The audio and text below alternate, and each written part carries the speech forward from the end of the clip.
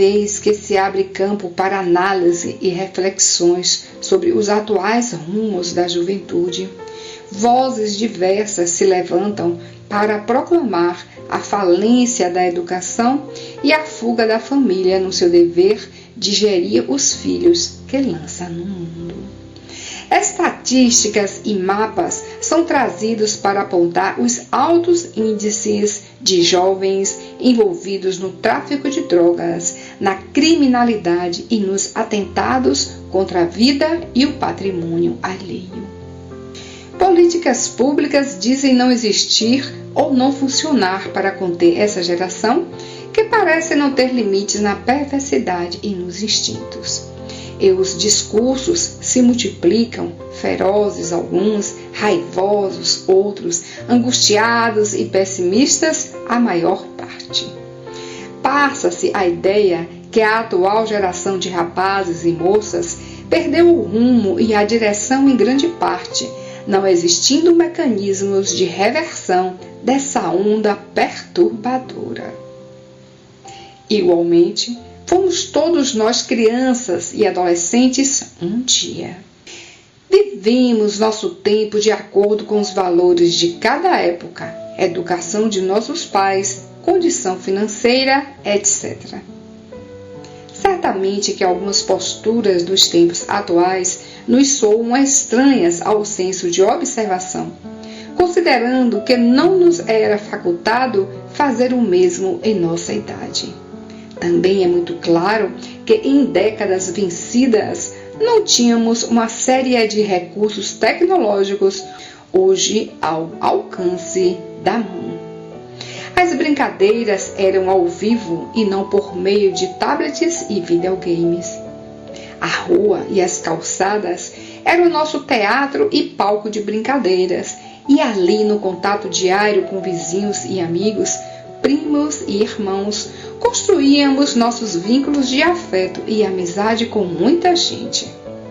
Hoje, a violência urbana afastou as famílias da calçada. As redes sociais aprisionaram todas as idades em vídeos e aplicativos de mensagem ou de inúmeras fotografias onde muita gente exibe o rosto que não tem. A ânsia pela fama, a ideia de enriquecimento ligeiro sem esforço e sem trabalho, a diminuição drástica do diálogo entre pais e filhos que passaram a conversar o estritamente necessário por via remota. Esse excesso de tecnologia foi nos afastando da realidade da vida e nos foi impondo um muro que temos receio de desconstruir. A educação foi negligenciada por muitos genitores que alegam em defesa própria a necessidade de trabalhar muito para garantir o padrão mínimo da família.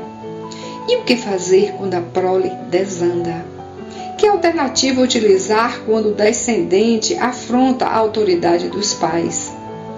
Como e por onde começar o trabalho de resgatar os valores que a família parece ter perdido de uma década para outra? Não existem respostas prontas, nem receitas com ingredientes infalíveis, bastando colocar tudo no liquidificador e bater, tomando em seguida com gelo e limão. Instrução dá resposta imediata. Educação oferta resultados a longo prazo. A instrução dissolve a ignorância, mas nem sempre altera hábitos e comportamentos torpes. A educação desce ao ser quem entortou, mas atua nas causas e não nos efeitos, reclamando tempo e paciência para reorganizar modos de viver, convivência com os outros e instalar a disciplina onde essa nunca foi experimentada. O resgate do diálogo sem subterfúgios, a sinceridade na conversa entre os pais e filhos, a separação cuidadosa da doença do doente exige tato e perseverança, confiança e amorosidade para surtir efeito.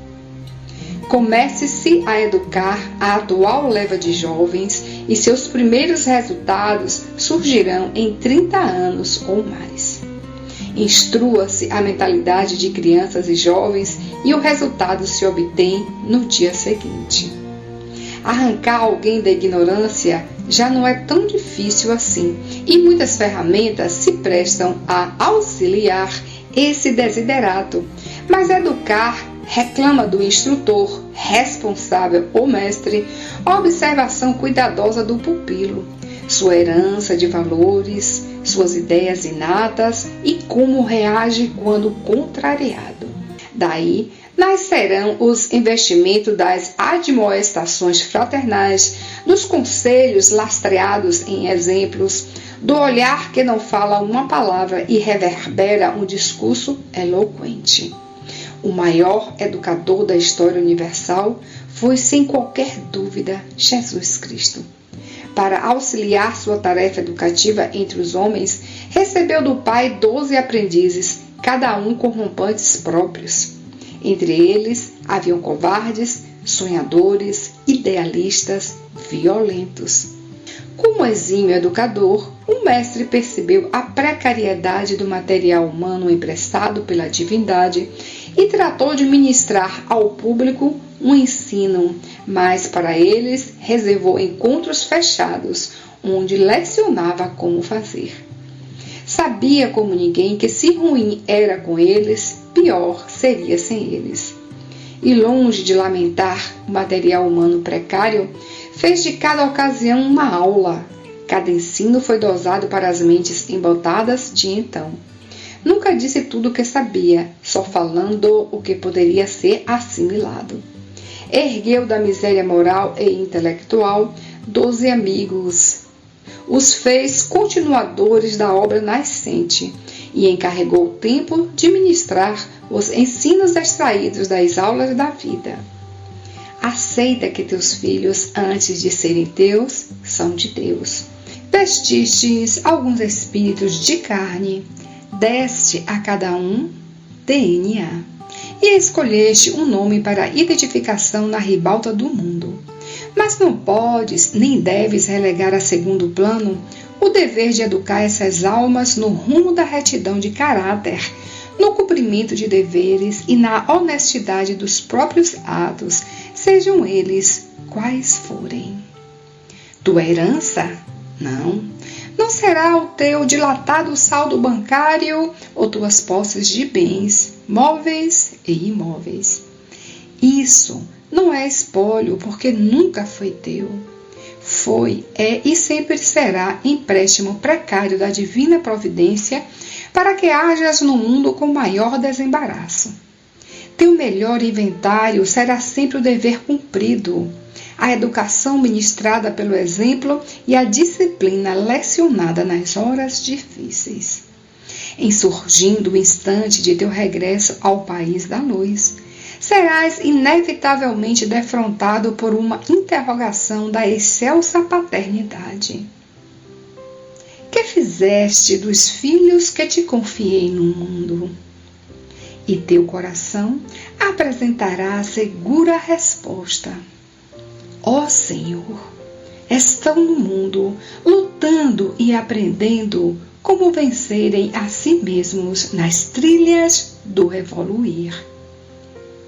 Marta, página mediúnica do Espírito Marta, psicografada pelo médium Marcel Mariano, no dia 13 de março do ano de 2023, Salvador, Bahia, Brasil.